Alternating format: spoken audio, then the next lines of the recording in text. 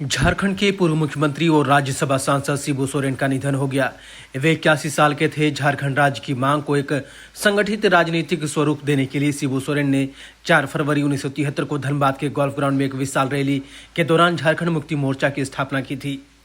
इस महत्वपूर्ण पहल से उनके साथ शिवाजी समाज के संस्थापक विनोद बिहारी महतो और कम्युनिस्ट नेता A.K. रॉय भी शामिल थे। विनोद बिहारी महतो को पार्टी का पहला अध्यक्ष नियुक्त किया गया, जबकि शिबू सोरेन ने पहले महासचिव का पद संभाला। जेएमएम का गठन झारखंड आंदोलन की वैचारिक नींव पर हुआ था, जिसका प्राथमिक उद्देश्य अविभाजित बिहार में एक अलग झारखंड राज्य के लिए संघर्ष को तेज करना था। झारखंड मुक्ति मोर्चा की स्थापना विविध सामाजिक और वैचारिक शक्तियों के रणनीति अभिसरण का परिणाम थी। इसमें आदिवासी, कुर्मी, मार्क्सवादी और अन्य हाशिए के समुदाय एक अलग राज्य और सामाजिक आर्थिक न्याय के सामान्य उद्देश्य के तहत जुट हुए थे। धान काटो आंदोलन जैसी जमीनी स्तर का आंदोलन किया। पार्टी ने शुरुआत में आदिवासी और कुर्मी समाज में अपनी गहरी पैठ बनाई और धीरे धीरे मुस्लिम, दलित, यादव और अन्य समुदायों के लोगों में भी इसकी पकड़ मजबूत होती गई। 1980 में पार्टी को भारत निर्वाचन आयोग से मान्यता प्राप्त मिली। शिबू सोरेन के दृढ़ और अक्सर टकरावपूर्ण नेतृत्व में अलग झारखंड राज्य के आंदोलन ने अभूतपूर्व गति पकड़ी। उन्होंने संताल परगना से लेकर कोयलांचल और कोल्हान तक के क्षेत्र की व्यापक यात्राएं की, कार्यकर्ताओं के साथ मिलकर संघर्ष किया और आंदोलन के लिए हर एक घर मुट्ठी चावल मांगा। इसके साथ लोगों ने चवन्नी और अठन्नी जैसे दान भी दिए ताकि झारखंड राज्य की लड़ाई में उनका उपयोग किया जा सके। शिबू सोरेन झारखंड मामलों की समिति में शामिल रहे और झारखंड क्षेत्र स्वशासी परिषद JAAC के 180 सदस्यों में से एक थे, जिसके वे बाद में अध्यक्ष भी बनाए गए। 14 मई 1989 को शिबू सोरेन ने विधायक पद से इस्तीफा दे दिया और 30 मई तक अलग झारखंड राज्य देने का अल्टीमेट दिया। इसके बाद 31 मई 1989 को तत्कालीन बिहार सरकार के साथ झारखंडी नेताओं की एक महत्वपूर्ण बैठक की गई। झारखंड मुक्ति मोर्चा का उद्देश्य महाजनी प्रथा को खत्म करना था, विस्थापितों का पुनर्वास सुनिश्चित करना था और अलग राज्य के लिए आंदोलन को तेज करना था। शिबू सोरेन ने आदिवासियों के मान सम्मान और उनके जल जंगल जमीन पर अधिकारों के लिए निरंतर संघर्ष किया, जिससे वे आदिवासी समाज की एक सशक्त आवाज बन गए। दशकों के अथक संघर्ष के बाद 15 नवंबर 2000 को झारखंड का गठन हुआ।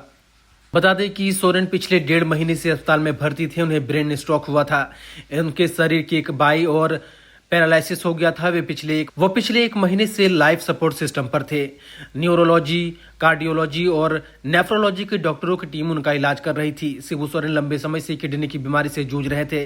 वे बीते 1 साल से डायलिसिस में थे। उन्हें डायबिटीज थी, हार्ट की बाईपास सर्जरी हो चुकी थी और बीते कुछ दिनों से उनकी हालत गंभीर बनी थी। वहीं प्रधानमंत्री ने गंगाराम अस्पताल में हेमंत सोरेन से मुलाकात की। राष्ट्रपति द्रौपदी मुर्मू भी परिवार से मिलने अस्पताल पहुंची। मीसा भारती, मनोज झा और आरजेडी के कई नेताओं ने अस्पताल में परिवार से मुलाकात की। शिबू सोरेन के निधन पर झारखंड सरकार ने 3 दिन के राजकीय शोक का ऐलान किया है।